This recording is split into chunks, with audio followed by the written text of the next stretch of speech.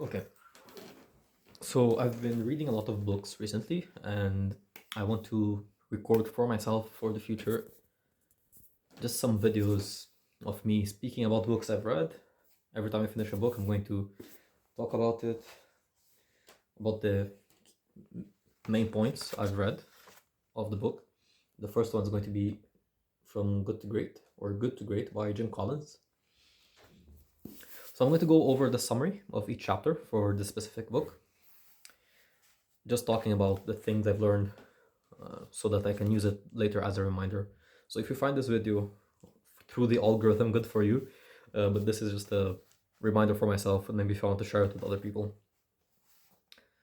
Okay, so the first chapter, they give some important information. So the first chapter is just introduction, but it gives you, or it talks about the level 5 leadership. And level 5 leadership is very important for you to go from a good to a great company. It refers to the 5 levels of hierarchy of executive capabilities, where level 5 is at the top. So let me just find the table where this book is, or where the level, the different levels are mentioned here. So level 1 is a highly capable individual. So it's someone who can work by himself or herself. But on level 2, it's when they are able to work as a team member, or basically contribute their skills to in a group setting. Level 3 is someone who's a competent manager, so they're able to, of course, be able to manage different people and, of course, give different tasks and all that. Level 4 is an effective leader, so it's someone who's able to lead efficiently, but they have a clear goal, a compelling vision. But at level 5, it's when they're able to go beyond their own ego and focus on humility and professional will at the same time. So basically, a level 5 leader, different from an only an efficient leader, is someone who can go beyond his own ego and basically not caring only about his image, the amount of money he's making. He's only focused on to make the company better, to make the company actually succeed. So this is a level 5 leader. I actually lost the page. Where is it? It's chapter 1. It's chapter 2. No, where is it? Okay, here. So basically, like I said, a level 5 leader is someone who has a mix, which is and they mentioned here, paradoxical mix of personal humility and professional will. So they are ambitious, but ambitious first and foremost for the company, not for themselves.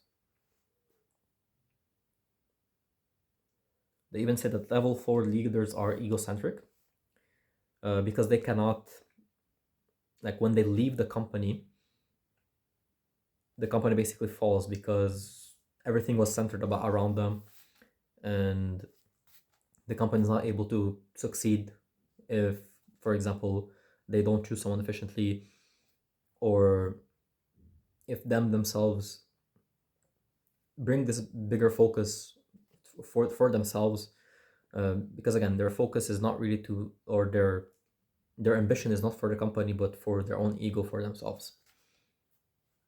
So level 5 leaders display a compelling modesty and I don't know what this word means, self-effacing. Okay. Level 5s are fanatically driven and infected with an incurable need to produce sustained results. They are resolved to do whatever it takes to make the company great, no matter how big or hard the decisions. Now, they're going to talk about decisions in a different chapter. Okay. They are more of a worker more than a show horse. So they basically actually work in the company instead of just being the show of the company.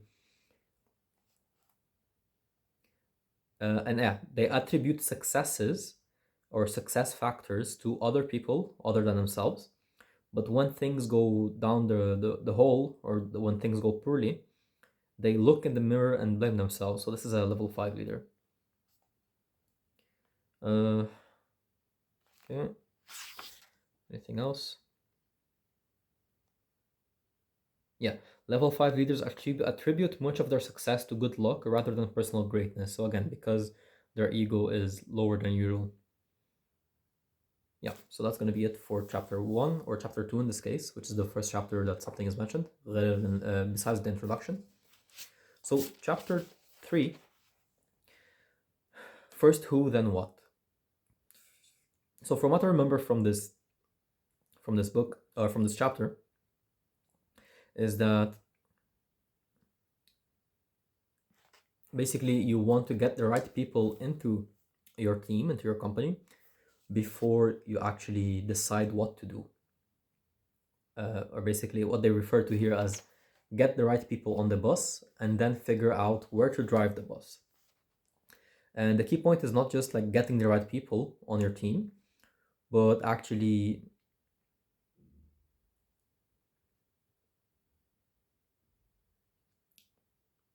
or rather, yeah, so not getting the people in the right seats from the beginning. Yeah. So what you want to do is bring the right people into the bus, and then you can figure out where to put them in the bus. So basically, where to put them in the company, in which department. So as long as they have the right mentality, they are going to be a good employee. That's the key point. And those people are very hard to find, by the way. Um, so, for example, if you have like one very good employee or the good leader, even, and this brings back to the level 5 leadership. If the leader is the only efficient person in the team, and or if one specific employee is the only efficient person in the team, it's what they say, genius with 1,000 helpers, or it's a genius with 1,000 helpers model.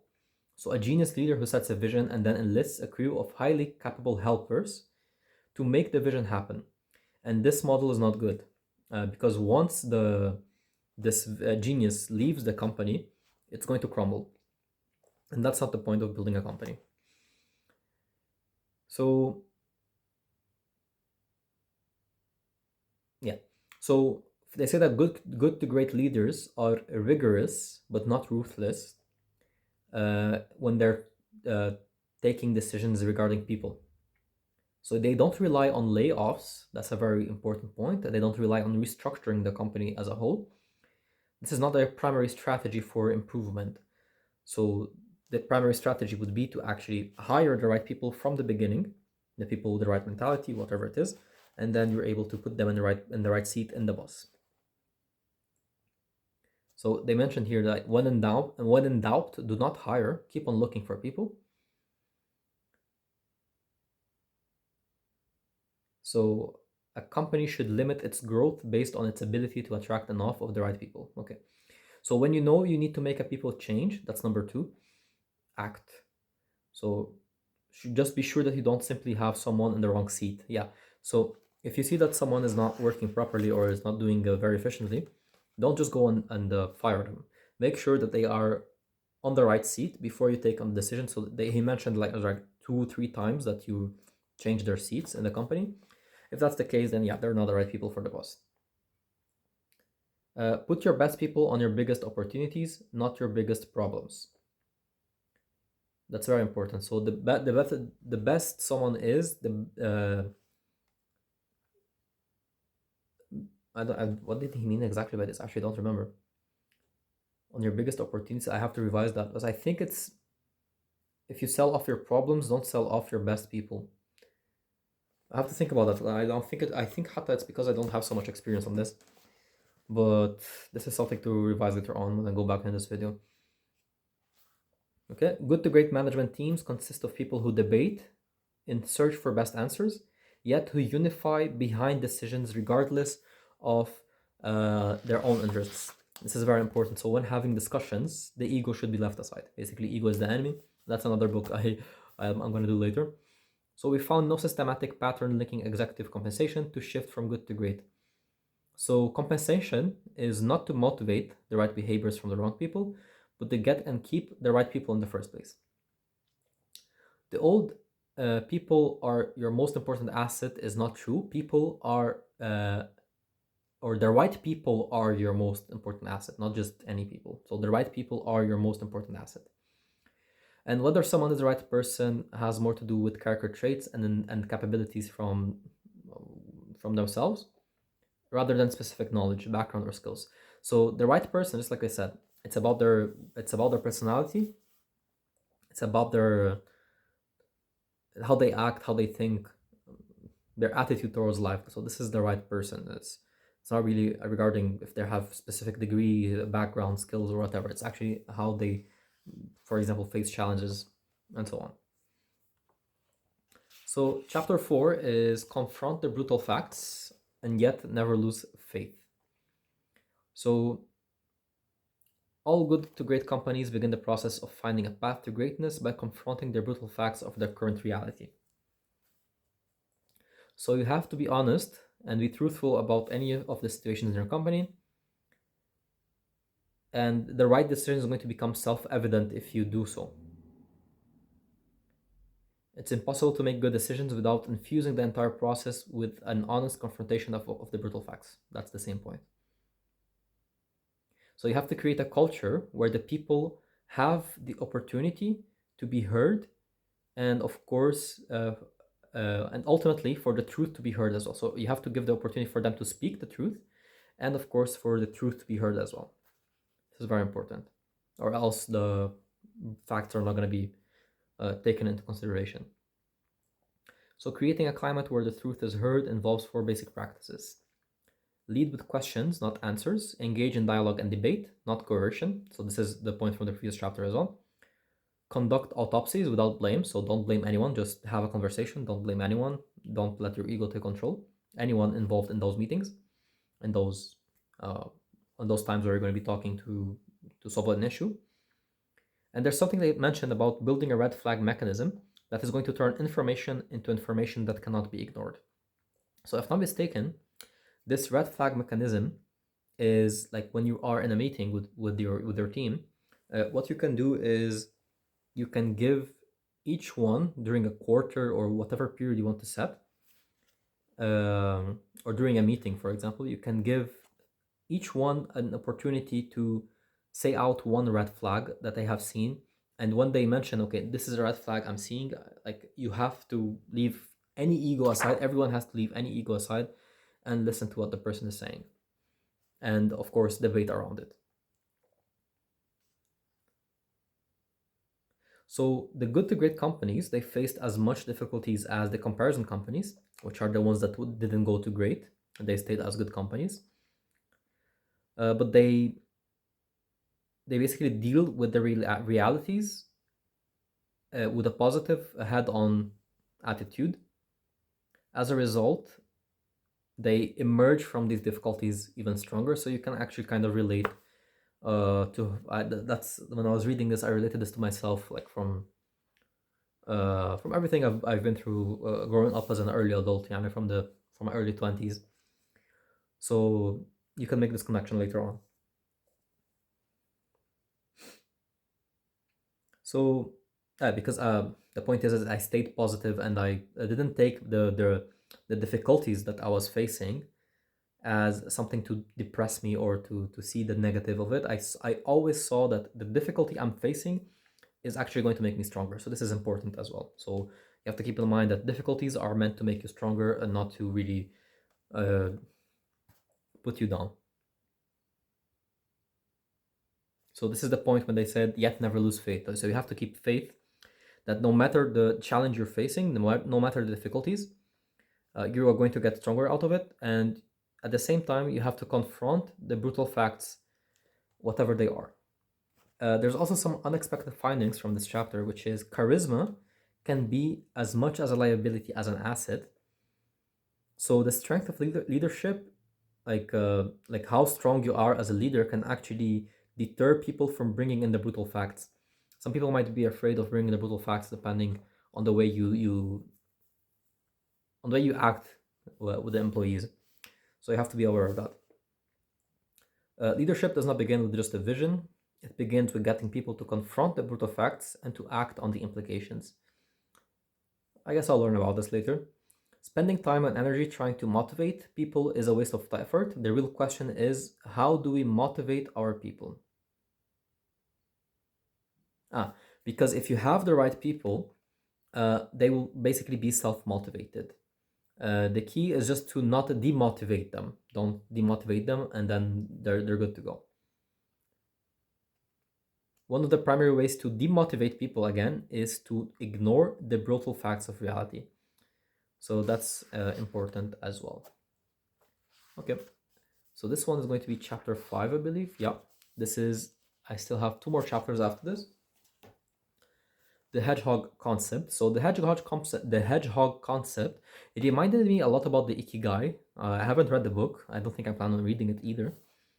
But it's basically how it's like the triad of how to find your true purpose in life. But they brought it to a business aspect. I'm going to show you here the image actually.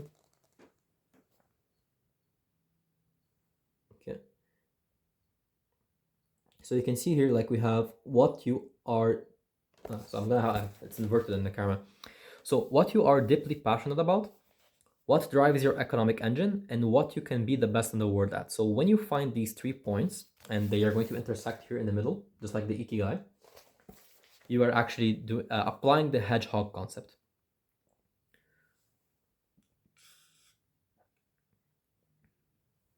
So when you say you have to understand what your organization, what your company can be the best in the world at, and you have to identify, of course, what it cannot be the best at, and not what it wants to be the best at. You have to identify, again, face the reality, basically. It's not a goal, it's not a strategy. So the hedgehog concept is not a goal, it's not a strategy or an intention. It is an understanding of reality. That's what it is. So if you cannot be the best in the world at your core business of what you are dealing with, then your core business cannot form the basis of your hedgehog concept. The best in the world understanding is a much more severe standard than a core competence. So you might have, like, some example, your company, your organization might have a competence, but not necessarily have the capacity to be the best in the world at. So this is important. You really have to be the best in the world at what you're doing. And if you're not the best in the core business that you're doing, try to basically go deeper into the like in a specialty of the work in a specific section of that core business that you're talking about.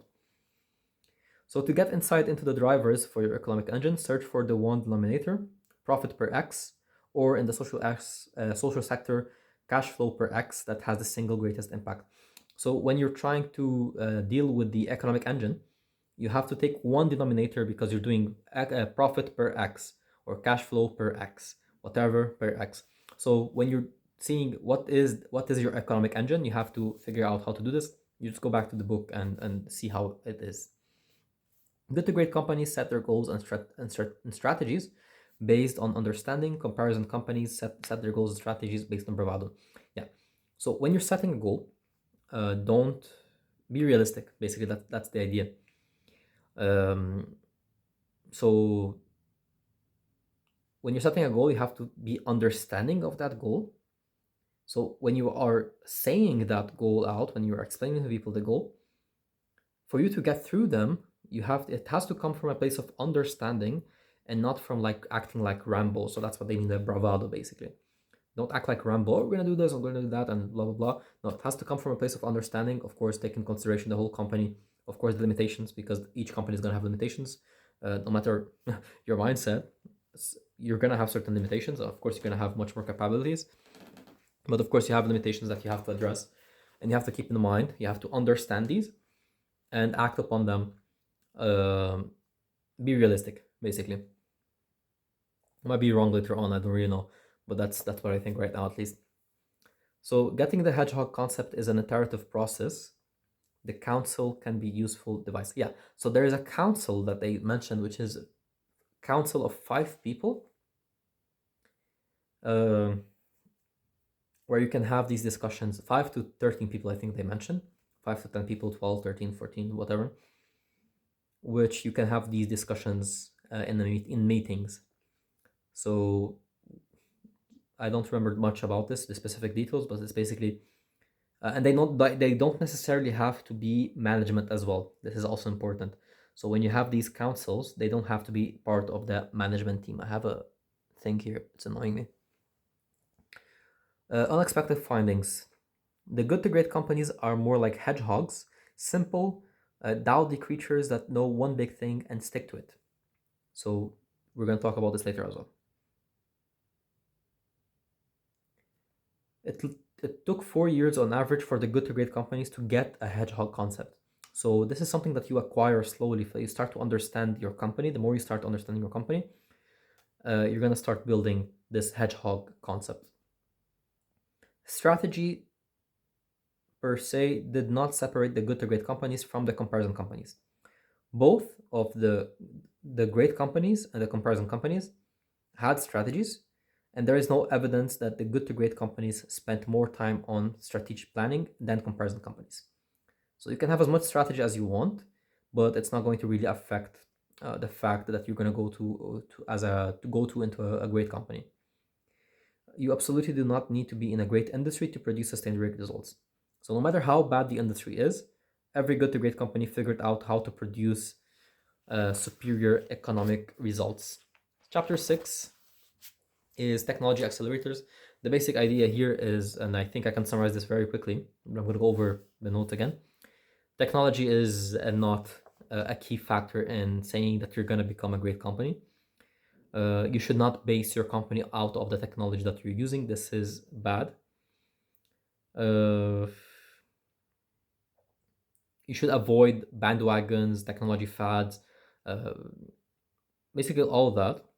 But yet they become pioneers in the application of carefully selected technologies. Okay, of course, technology is important, but you're not going to go with the hype train and implement every single technology that you see out there. The key question about any technology is, does the technology fit directly into the hedgehog concept? So when you are carefully selecting the technology that you're going to be doing, you have to see if it actually fits into your hedgehog concept. If it does, then okay, you can become a pioneer in the application of that technology. If not, just ignore it. You can settle for parity. I don't know what that means, parity, or ignore it entirely. So the good to great companies use technology as an accelerator of momentum, not a creator of it. None of the good to great companies began the transformations with pioneering technology, yet all of them became pioneers once they grasped if it fits their hedgehog concept. So if you want to become a good great company, you're going to become the pioneer of specific technology, but it has to fit your hedgehog concept.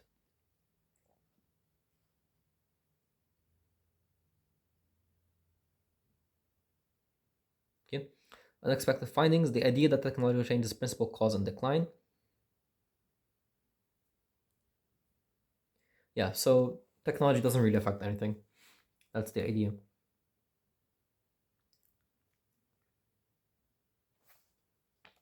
Okay, so the final chapter is the flywheel and the doom loop. So there's the flywheel, which brings the company forward, and there's the doom loop, which brings the company backward. You still think that these are weird, by the way. I don't know if you're gonna stop doing that, but yeah, you know what I mean. So good to great transformations often look like dramatic revolutionary events to those observing from the outside. Yeah.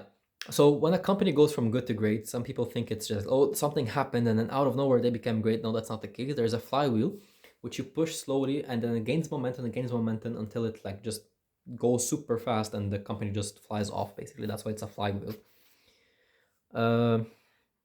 So it never the transformation from a good to a great company is not going to happen. It doesn't happen in one big swoop. It happens gradually, exponentially, basically.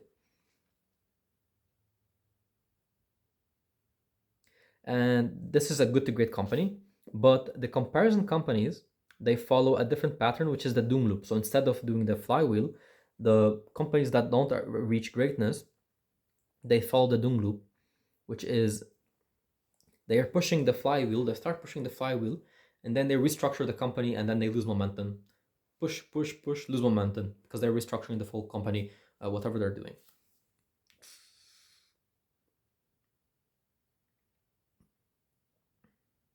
The comparison companies frequently try to create a breakthrough with large misguided acquisitions. The good to great companies, in contrast, principally use large acquisitions after breakthrough to accelerate momentum in an already fast spinning flywheel. So this is also important. This is a quote, by the way. Unexpected results. Those inside the good to great companies were often unaware of their transformation at the time, or the magnitude of their transformation at the time. Only later, in retrospect, did it become clear. The good to great leaders spent essentially no energy trying to create alignment, motivate the troops, or manage change. Under the right conditions, the problems of commitment, alignment, motivation, and change largely take care of themselves. Again, don't demotivate your team.